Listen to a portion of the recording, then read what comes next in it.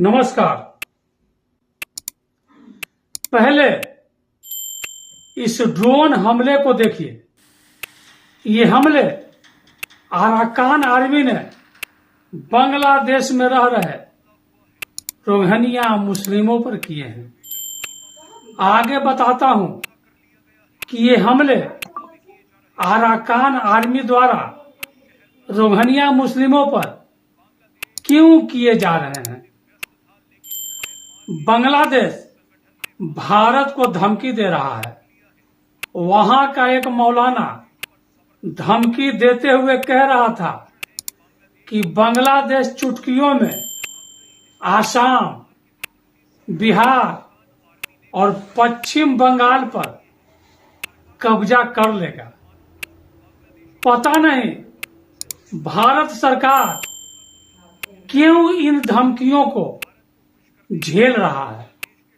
बांग्लादेश में हिंदुओं को क्यों उनके इतने बुरे स्थिति में भारत छोड़े हुए है, या फिर अंदर ही अंदर उन्हें बचाने का कोई प्रयास भारत कर रहा है, ये तो पता नहीं।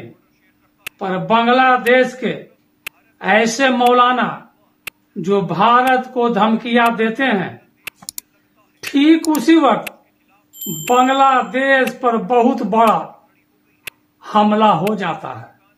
खबर है कि म्यांमार की अराकान आर्मी ने बांग्लादेश की 271 किलोमीटर की सीमा पर की जमीन पर कब्जा कर लिया है।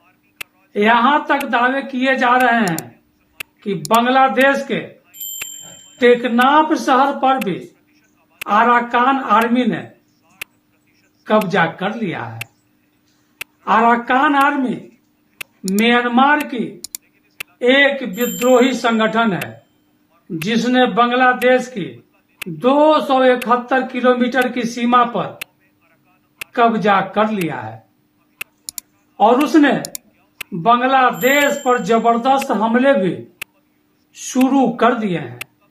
हमले इतने भीषण हैं कि बांग्लादेश की सीमा म्यांमार की बॉर्डर से भाग चुकी है।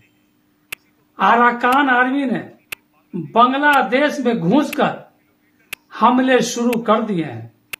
म्यांमार की ये अराकान आर्मी रोहिंग्या मुस्लिमों और बांग्लादेशियों पर ड्रोन से भी हमले कर रहे हैं।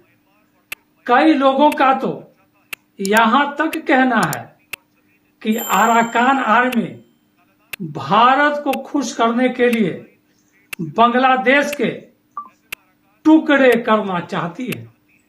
अराकान आर्मी चाहती है कि भारत अपना काला दान प्रोजेक्ट पूरा करे।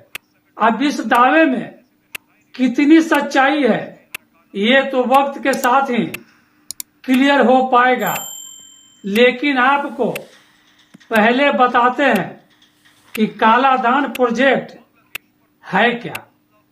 दरअसल भारत ने 90 के दशक में लुक ईस्ट पॉलिसी अपनाई, यानी पूर्वी एशियाई देशों के साथ संबंध मजबूत बनाने शुरू किए, जिससे 2014 में मोदी सरकार ने एक्ट ईस्ट पॉलिसी का नाम दिया और दक्षिण पूर्व एशिया के देशों के साथ संबंधों पर ज्यादा जोर देना शुरू किया। उन तक पहुंच बनाने और इंफ्रास्ट्रक्चर तैयार करने के लिए 2008 में काला दान multi modal transit transport project की रूपरेखा तैयार की गई थी। इसके तहत भारत के उत्तर पूर्वी राज्यों के साथ साथ दक्षिण पूर्वी एशिया के देशों तक पहुंचने के लिए सबसे छोटा रास्ता बनाना था। भारत और म्यांमार 243 किलोमीटर की सीमा साझा करते हैं, जिसमें 98 किलोमीटर मणिपुर में है। बांग्लादेश के तीन तरफ भारत है तो एक तरफ म्यांमार है। म्यांमार का रखाइन इलाका बांग्लादेश से लगता है। अब बांग्लादेश के खिलाफ रखाइन स्टेट में अराकान आर्मी आकर खड़ी हो गई है। पिछले कुछ दिनों से अराकान आर्मी बांग्लादेश पर ताबड़तोड़ हमले कर रही है। ये तो सभी को पता है कि इस वक्त म्यांमार में गृह युद्ध चल रहा है। म्यांमार के अलग अलग इलाकों में अलग अलग विद्रोही संगठनों का कब्जा है। ऐसे में रखाइन इलाके में अराकान आर्मी का राज चलता है। आप भारत में जिन रोहिंग्या मुस्लिमों के बारे में जानते हैं और सुनते हैं, वे रखाइन इलाके के ही हैं। रखाइन में 30% रोहिंग्या मुसलमान और 60% बौद्ध रहते थे। रखाइन इलाका हमेशा से ही बौद्धिस्ट लोगों का रहा है, लेकिन रोहिंग्या मुस्लिमों ने जो बौद्धिस्ट लोगों को मारना शुरू कर दिया, तो इसका बदला लेने के लिए साल 2009 में अराकान आर्मी की स्थापना की गई। अभी तक तो ये अराकान आर्मी सिर्फ रोहिंग्या मुस्लिमों से ही जंग लड़ रही थी, लेकिन जब से बांग्लादेश में मोहम्मद यूनुस की सरकार आई है, अराकान आर्मी ने बांग्लादेश पर भी हमले करने शुरू कर दिए हैं। अराकान आर्मी का मानना है कि बांग्लादेश में यूनुस सरकार आने के बाद रोहिंग्या मुस्लिम्स मजबूत हो सकते हैं, जिनको रोकने के लिए अराकान आर्मी ने बांग्लादेश और म्यांमार की 2071 किलोमीटर सीमा पर कब्जा कर लिया है। म्यांमार की अराकान आर्मी ने हालात ऐसे पैदा कर दिए हैं कि बांग्लादेश की सेना बॉर्डर छोड़कर भाग चुकी है।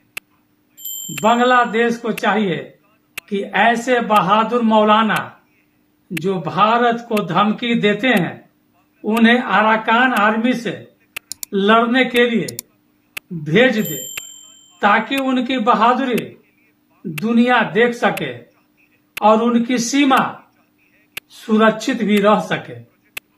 फिलहाल बांग्लादेश की 271 किलोमीटर की सीमा पर की जमीन पर अराकान आर्मी का कब्जा हो चुका है। नमस्कार।